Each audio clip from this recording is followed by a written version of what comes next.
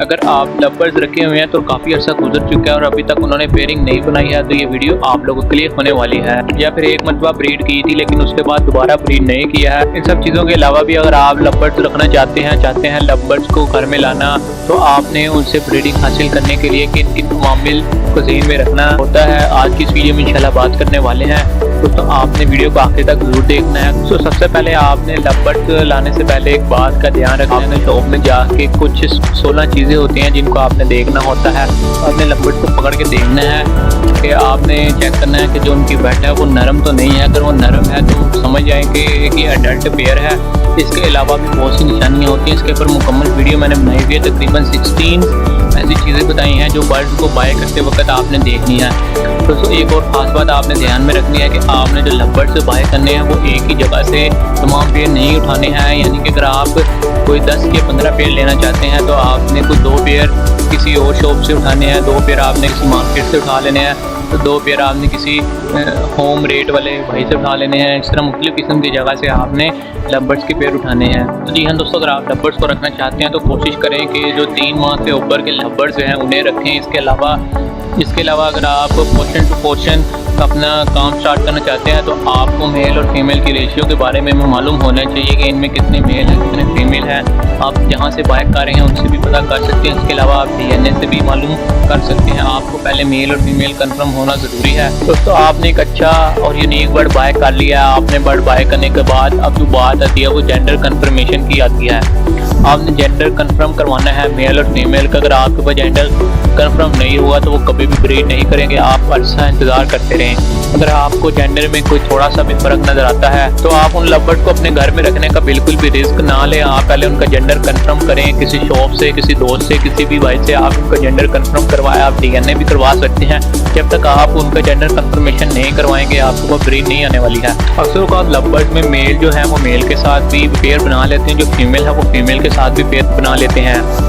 इनकी निशानी ये होती है जानने की कि अगर वो ब्रीड करती है, यानी कि वो अगर एग ले करते हैं और एग ज़्यादा क्वांटिटी में ले कर देते हैं तो आप समझ जाएं कि ये हीट पर आने की वजह से इन्होंने एग्स ले किए हैं। तो इसलिए आप उन बर्ड्स को चेंज करवाएं, उनका DNA करवा कर मेल और फीमेल कंफर्म करवा के अपने पास रखें। या फिर आपको 2 साल हो गए हैं लवर्स को रखे हुए लेकिन अभी तक उन्होंने ब्रीड नहीं किया है, लेकिन बाकी तमाम चीज़ें मुकम्मल हैं, बाकी तमाम सिम्टम्स वो निशानियाँ मुकम्मल हैं जो कि एक पेयर में होती हैं, तो समझ जाएं कि वो मेल और मेल हैं। आप उनको भी चेंज करें, एक मेल और एक फीमेल का जोड़ा लगाकर आप अपने पास अलग एक पिंजरे में रख के ब्रीड देने की कोशिश करें। इसके अलावा मटकी और बॉक्स की बात आती है कि जहाँ पर लवर्स ब्रीड करते हैं। अगर आप मटकी में ब्रीड लेना चाहते हैं तो जो मटकी है वो जो बड़ी सी मटकी होती है उनसे आपने थोड़ी बड़ी सी मटकी लेनी है, क्योंकि इन्होंने नेस्टिंग करनी होती है, ये नेस्टिंग के साथ ब्रीड करते हैं, तो इसलिए आपने थोड़ी बड़ी सी मटकी लेनी होती है जो आपको तस्वीर भी नज़र आ रही है।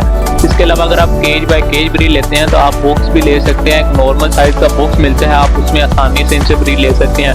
अगर मटकी और बॉक्स की बात की जाए तो लवर्स के लिए मेरे नज़दीक बॉक्स ज़्यादा बेहतर रहता है, क्योंकि बॉक्स के अंदर वो ज़्यादा ब्रीड भी कर लेते हैं और ज़्यादा जल्दी उनको सेलेक्ट भी कर लेते हैं। लेकिन अगर आप कॉलोनी में रखे हुए हैं लवर्स तो कॉलोनी में भी आप मटकियाँ लगा सकते हैं, इसका भी आपको फ़ायदा होता है, इसकी कॉस्ट भी आपको कम पड़ती है। चौथे नंबर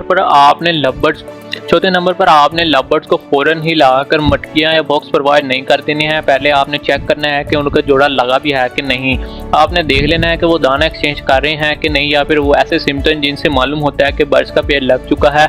तो अगर आपके बर्ड्स के ऐसे सिम्टम नज़र आना शुरू हो चुके हैं तो फिर आपने उनको मटकियाँ प्रोवाइड करनी है 3 से 4 दिन के बाद।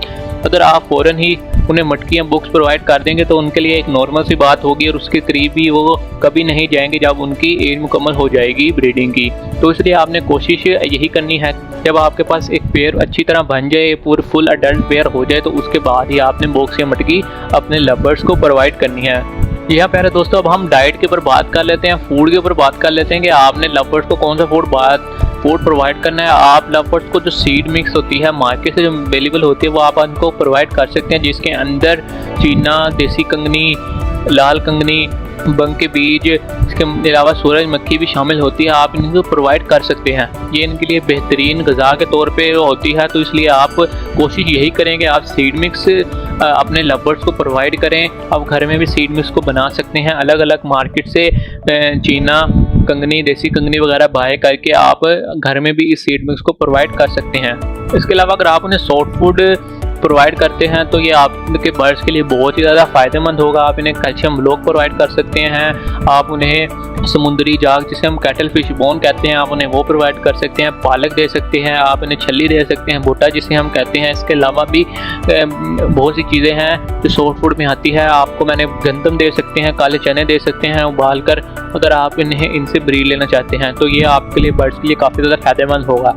तो दोस्तों, आज मैंने आपको लवर्स की ब्रीडिंग के हवाले से इम्पोर्टेंट इंफॉर्मेशन शेयर की। अगर आप लवर्स से ब्रीड लेना चाहते हैं तो आपको ये सब तमाम चीज़ें चेक करना होंगे कि आपके लवर्स में तमाम चीज़ें मौजूद भी है कि नहीं। तो दोस्तों, अगर आपको ये वीडियो पसंद आई है तो चैनल को सब्सक्राइब ज़रूर कर दें। मिलते हैं एक नेक्स्ट वीडियो में, तब तक के लिए अल्लाह हाफिज़।